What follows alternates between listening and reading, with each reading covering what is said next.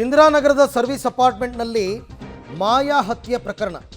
ಮಾಯಾ ಹಂತಕ ಆರವ್ನ ಬಂಧನವಾಗಿದೆ. ಆದರೆ ಬಂಧಿಸಿದ್ದೇ ಇಂಟ್ರೆಸ್ಟಿಂಗ್ ಅಂತ.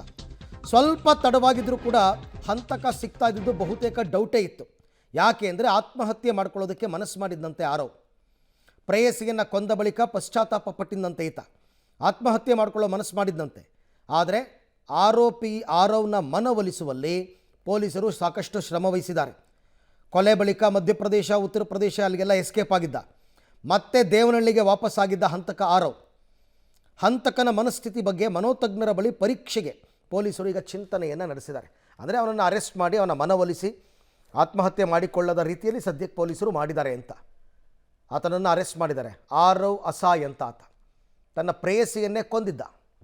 ಒಂದು ಸರ್ವಿಸ್ ಅಪಾರ್ಟ್ಮೆಂಟ್ಸ್ನಲ್ಲಿ ಒಂದು ಮಹಿಳೆ ಕೊಲೆ ಆಗಿರುತ್ತೆ. ಆ ಕೊಲೆ ಆರೋಪಿ ಅರವ್ ಅನಾಯ್ ಕೇರಳ ಮೂಲದು ಅಂತ ಗೊತ್ತಾಗುತ್ತೆ ನಮಗೆ.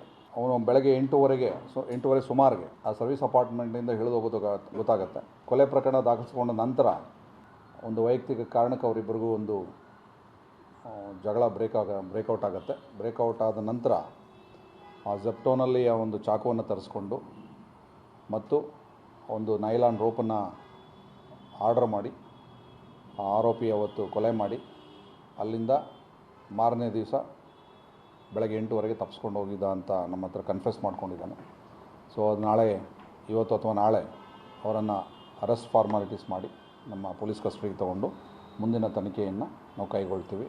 ಈ ವ್ಯಕ್ತಿ ಸುಮಾರು 6 ತಿಂಗಳ ಹಿಂದೆ ಕೇರಳದಿಂದ ಬೆಂಗಳೂರಿಗೆ ಬಂದು ಬೆಂಗಳೂರಿನಲ್ಲಿ ಫೌಂಡಿಟ್ ಅಂತ ಒಂದು ಕಂಪನಿಯಲ್ಲಿ ಇಂಟರ್ನ್ಶಿಪ್ ಮಾಡಿಕೊಂಡು ಸುಮಾರು 15,000 ಸಂಬಳ ತೊಗೊಳ್ತಾ ಇದೆ ಅಂತ ಗೊತ್ತಾಗಿದೆ.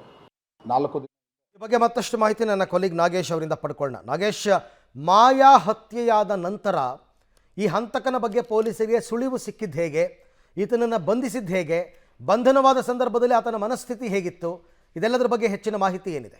ಅರವಿಂದ್, ಇಂದಿರಾನಗರದ ಸರ್ವಿಸ್ ಅಪಾರ್ಟ್ಮೆಂಟ್ನಲ್ಲಿ ಮಾಯಾ ಎಂಬ ಯುವತಿಯನ್ನು ಕೊಲೆ ಮಾಡಿದ ಹಂತಕನನ್ನು ಕೊಲೆಗೂ ನಿನ್ನೆ ದೇವನಹಳ್ಳಿಯಲ್ಲಿ ಬಂಧನವನ್ನು ಮಾಡಿರುವಂಥದ್ದು. ಭಾಳ ಪ್ರಮುಖವಾಗಿ ಆರೋಪಿಯನ್ನು ವಿಚಾರಣೆ ಮಾಡಿದಂಥ ಸಂದರ್ಭದಲ್ಲಿ ಒಂದಷ್ಟು ಮಾಹಿತಿಗಳು ಬೆಳಕಿಗೆ ಬಂದಿರುವಂಥದ್ದು.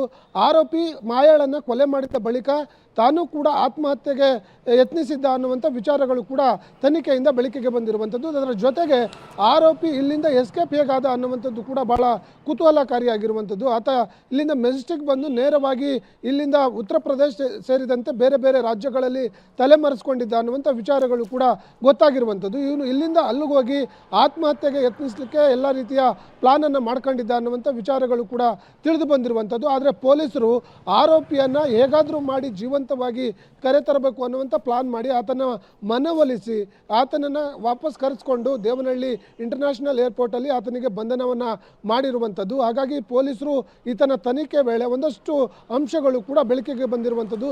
ಯಾವ ಕಾರಣಕ್ಕಾಗಿ ಈತ ಮಾಯಾಳನ್ನು ಹತ್ಯೆ ಮಾಡಿದ್ದ ಅನ್ನುವಂಥ ವಿಚಾರವೂ ಕೂಡ ಆತನ ತನಿಖೆಯಿಂದ ಗೊತ್ತಾಗ್ತಿರುವಂಥದ್ದು. ಮಾಯಾ ಮತ್ತು ಈ ಆರೋಪಿ ಏನಿದ್ದಾನೆ ಆರವ್, ಇವರು ಕಳೆದ 1 ವರ್ಷದಿಂದಲೂ ಕೂಡ ಪ್ರೀತಿ ಮಾಡ್ತಿದ್ರು ಅನ್ನುವಂಥ ವಿಚಾರಗಳು. ಅಂದರೆ ಯುವತಿ ಜಯನಗರ ದಲ್ಲಿ ಕೆಲಸ ಮಾಡ್ತಿದ್ರೆ, ಇವನು ಜೀವನ್ ಭೀಮಾ ನಗರದಲ್ಲಿ ಖಾಸಗಿ ಕಂಪನಿಯಲ್ಲಿ ಕೆಲಸ ಮಾಡ್ಕೊಂಡಿದ್ದ. ಆ ಸಂದರ್ಭದಲ್ಲಿ ಪರಿಚಯವಾಗಿ ಆ್ಯಪ್ಗಳ ಮೂಲಕ ಇಬ್ಬರು ಕೂಡ ಪರಸ್ಪರ ಪ್ರೀತಿ ಮಾಡ್ತಿದ್ರು. ಆದರೆ ಇತ್ತೀಚೆಗೆ ಕೊಲೆ ಆದಂಥ ಯುವತಿ ಸಾಕಷ್ಟು ಫೋನ್ನಲ್ಲಿ ಬ್ಯುಸಿ ಆಗಿರ್ತಿದ್ರು ಅನ್ನುವಂಥ ನಾಗೇಶ್, ಹಾಗೆ ಸಂಪರ್ಕದಲ್ಲಿರಿ. ನಾನು ಆ ವಿಚಾರಕ್ಕೆ ಮತ್ತೆ ಬರ್ತೀನಿ. ನಾನು